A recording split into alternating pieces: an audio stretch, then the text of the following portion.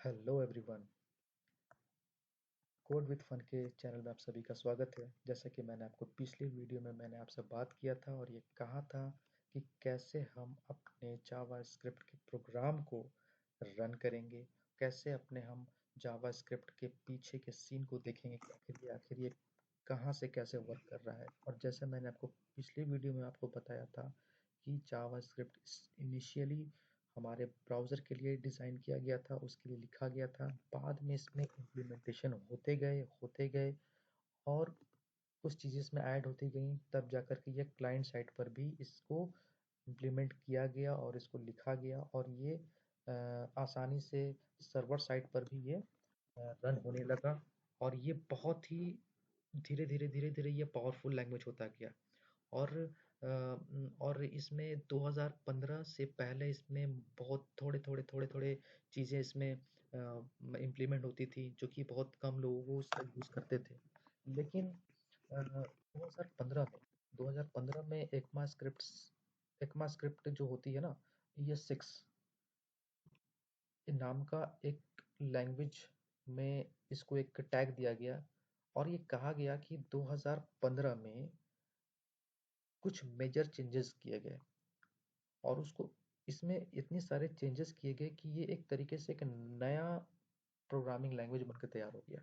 इसलिए आजकल के समय में जो पहले वाले जो इनिशियली जो इसको स्टार्स का इस्तेमाल करते थे ना, उसको लोग जो सीखे हुए हैं उनको ES6 भी आना ज़रूरी है, क्योंकि ES6 में बहुत सारे चीज़ें जो है उसमें ऐड हुई। जिस तरीके से आप वेरिएबल डिफाइन करते थे तो पहले हमारे पास वर कीवर्ड हुआ करता था। बाद में आए तो मालूम पड़ा क्या चीज़ कि ये मतलब वर कीवर्ड में क्या था कि हम सिर्फ उसको वैल्यू असाइन कर सकते थे, उस वैल्यू को मॉडिफाई भी कर सकते थे। मतलब कि किसी वेरिएबल ए में हम एक वैल्यू कर सकते थे तो फिर दोबारा हम उस वेरिएबल में अनदर वैल्यू भी स्टोर कर सकते थे। तो ये सब चीज़ें जो थी कि एक तरह का बग था, जो कि बाद में ECMAScript वालों ने जो है इसके ऊपर वर्क किया और एक पूरी तरीके से 2015 में ES6 नाम से एक अलग से प्रोग्राम को एक मॉडिफाई कर दिया। तो चलिए, हालांकि ये आगे की चीज़ें मैं बाद में बताऊंगा इन सब चीज़ों के बारे में। तो हम अपने जावास्क्रिप्ट के प्रोग्राम को रन करेंगे VS कोड में, यानी कि विजुअल स्टूडियो कोड। ये एक तरह का टेक्स्ट एडिटर होता है जो कि माइक्रोसॉफ्ट वालों ने हम लोगों को दिया है, ताकि प्रोग्रामर का काम आसान हो सके, उसका टाइम सेव हो सके।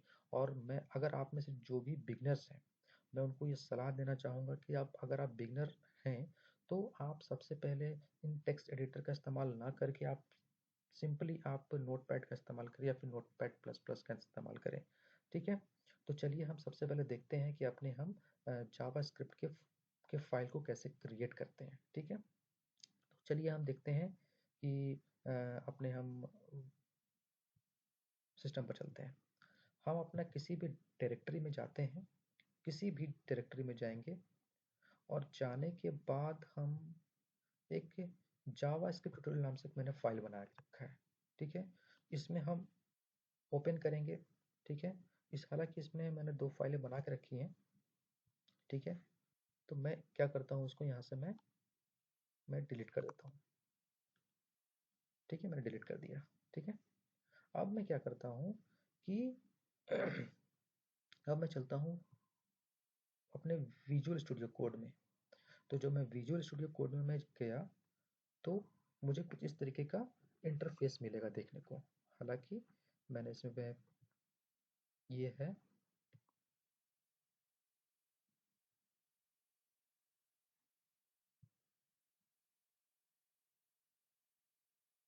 देखो, कुछ हमारा इस तरीके से आपका इंटरफेस खुल के सामने आएगा। अब मैं आपको ये बता देता हूँ, ये विजुअल स्टूडियो कोड आपको किस तरीके से आप इंस्टॉल कर सकते हो। तो आप सीधे जाइए अपने ब्राउज़र पे और सीधे लिखिए VS कोड। आपका जो पहला लिंक मिलेगा ना, उसमें आपको क्लिक करना है। ठीक है? और क्लिक करने के बाद आपको कुछ इस तरीके का इंटरफेस मिलेगा देखने को। ठीक है? तो उसमें देखोगे आप कि आपको यहाँ पर लिखा है डाउनलोड फॉर विंडो।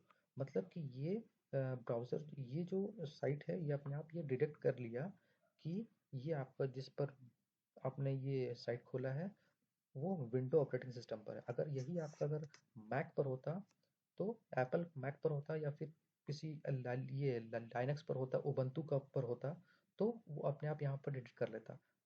अगर मान लीजिए कि फिर भी अगर आपका ये डिटेक्ट नहीं कर रहा है, तो आप यहाँ पर से भी क्लिक करके आप जाओगे, देखो यहाँ आपको अगर आपका सिस्टम अगर मैक ओएस है, मैक ऑपरेटिंग सिस्टम है, तो आप इस पर जाके क्लिक करना, और विंडो है तो विंडो पर करना, और लाइनक्स है तो लाइनक्स पर करना, ठीक है।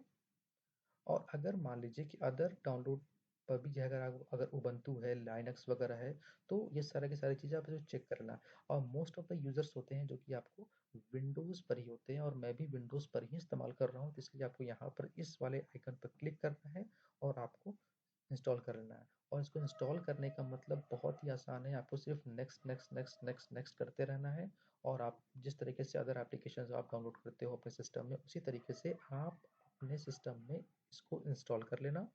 और जब इंस्टॉल करोगे तो आपको कुछ इस तरीके से ओपन होकर खुल करके आएगा, ठीक है। तो हालांकि मैंने फाइल बना कर रखी थी आपको, तो यहाँ से देखिए ओपन फोल्डर में जाना है। ओपन फोल्डर में जाने के बाद आप डी ड्राइव में जाएंगे, तो देखिए मैंने यहाँ पर बना के रखा था जावा स्क्रिप्ट ट्यूटोरियल के नाम से रखा था मैंने, ठीक है।